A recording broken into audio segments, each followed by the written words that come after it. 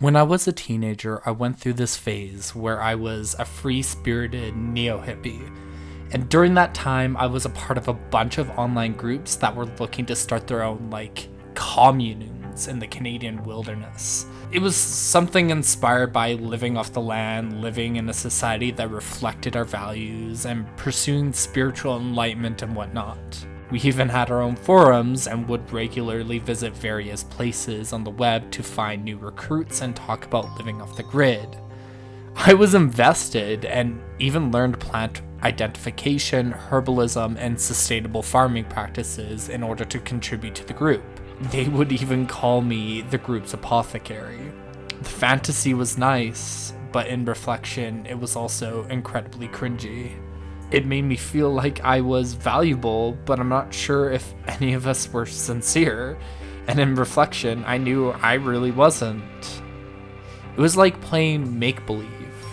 Walking close enough to the line that people would think that you are serious, and so you would think that you are serious, but always walking away right before taking the leap. None of us were ever going to go into the Canadian wilderness to start our own commune. Especially not with strangers.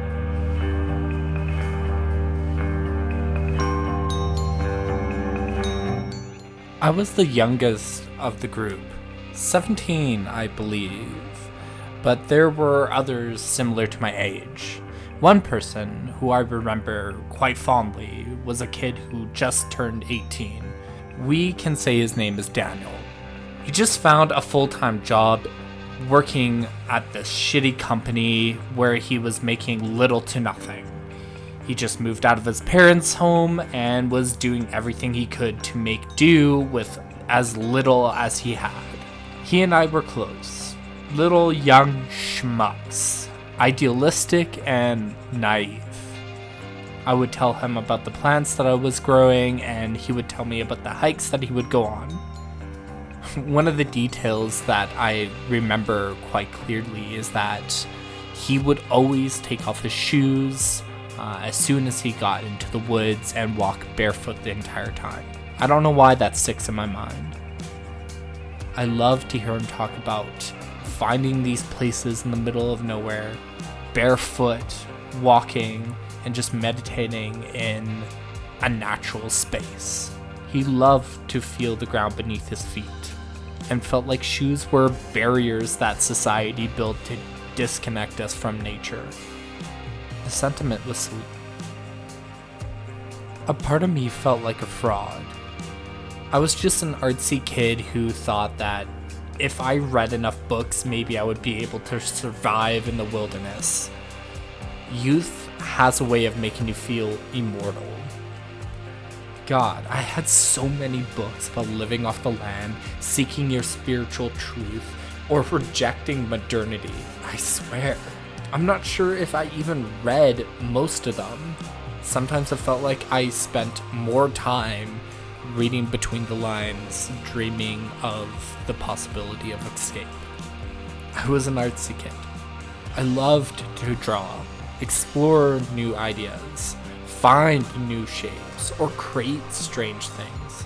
But I was in a world where art is largely tolerated and kinda seen with a degree of derision.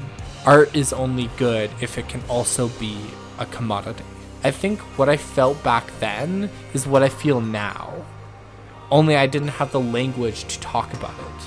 I wanted to be an artist in a world of artists, but I was stuck here, where culture and art go to die. I hated the idea of having to spend time selling my art. I still do, and trying to sell myself like I am some kind of product. I hate the idea that art has become a commodity.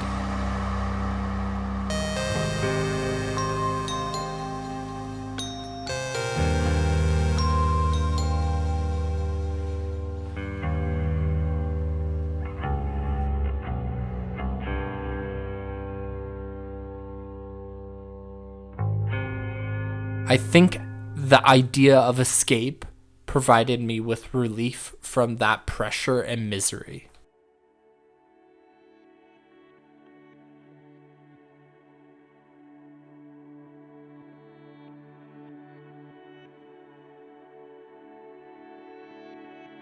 I wonder what Daniel would think of me now. You see, back then he and I were considered the most spiritual folk in our group. And when it came to talking about our connection to nature, nature's spirit, and or enlightenment, we were the folks to go to. And so Daniel and I grew closer through our shared spiritual journey and through hosting debates, meditating together, and at times even attempting to astral project and visit each other. It never worked, but the sentiment was sweet. When I look back at it now, I definitely feel like a fraud. I'm not a spiritual person whatsoever. In fact, I would even say that I'm quite anti-spiritual. Not that I don't think people can't have experiences that expand past their physicality or physical experience, but instead, I think that Western society's perception of spiritualism is an ideology of cannibalized ideals, fetishization, and ignorance. For me, this was especially true. Back then, spirituality was just a costume that I would wear to make me seem more credible, to make me feel more credible, and to give me a sense of empowerment in a world that routinely disempowered me. I guess I shouldn't scoff at that. It's an important part of eventually finding your own autonomy and being able to construct and create in a world that is routinely participating in attempting to disempower you. But in reality, for me, it was kind of just disingenuous. But what I also hope is that Daniel was sincere. And I think he was. And a part of me kind of wonders that if he would see me today, what would he think?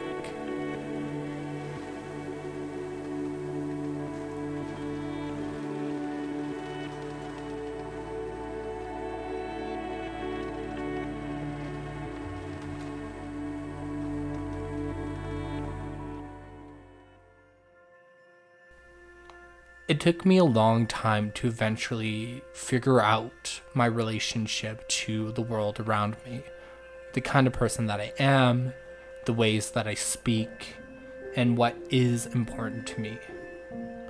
Now, usually I just describe myself as an artist. And I think there is a lot within that statement, both as a description of ideology, as an expression of a more spiritual side, if you want to call it that, and as a kind of way of identifying myself and being honest with myself. There's not much to me. I just enjoy making things, exploring things, and walking through a labyrinth of creativity. And I think that is such a fundamental part of my individual identity that no matter how much I try to pretend to be something else, that is implicit to my nature. What I wonder is if Daniel would be interested in that, or if he would just think I'm some kind of poser. Would he respect that I was an artist? Would he think it would be cool, or would he think it would be lesser than the person I was before? I don't know, but sometimes I find myself thinking about it. As time went on, the group eventually fell apart. I guess it was kind of inevitable, but what can I say? I entered the workforce and became severely depressed. Predictable. I retracted from everything, from this group, and from anything I used to do in the past. I grew out of it and was going towards being a different person. Daniel, though, he never gave up. No matter how many people left or how many people would tell him that it was ridiculous, he would keep posting on the forums and keep talking to as many people as he could. He kept the dream alive, and by far was the largest reason the forums that I was a part of and the group that I was a part of continued as long as it did. But it didn't stop the group from falling apart. The sentiment was sweet, though.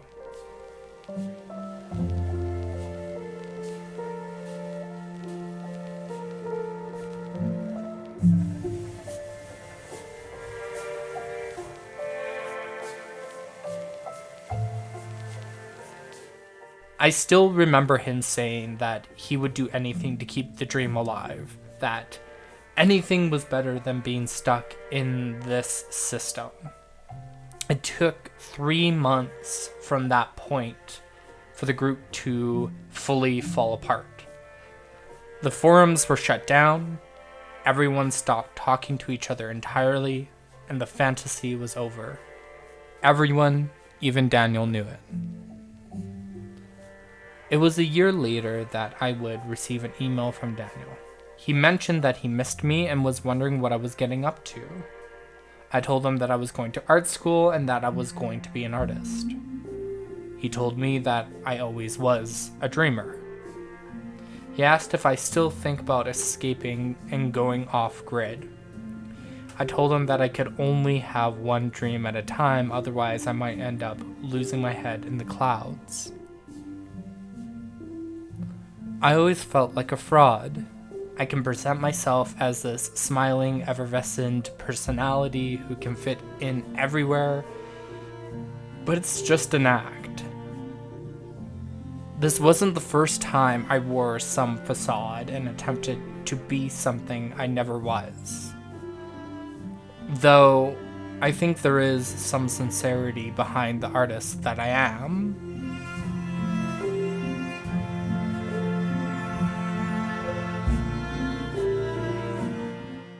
I miss Daniel. To me, he represented a person who could achieve the things that I called fantasies. A person that, in contrast to me, was genuine and real. Someone that in reality were all this spiritual stuff and all this nature and living off the grid stuff was really just an expression of a desire to find an alternative existence outside of the one that we were kind of forced into. He was a person who might actually achieve the things they dreamed of. And I'm envious of that, because often I feel like I'm very good at dreaming, but not very good at making those dreams actual things. I think what was most alluring about running away into the wilderness was the thought of maybe I would not have to wear a mask anymore. I could be authentic, I could be me, and no one would be there to tell me that the person that I am, deep inside, isn't worth being. There are times in which I wonder if Daniel was authentic. I also wonder if he's still going for hikes, taking off his shoes, going barefoot, and meditating in the weirdest spots. I just hope that one day I could be happy the way my idea of Daniel is happy. That I can achieve my dreams the way the idea of Daniel achieved his. I think the sentiment is sweet.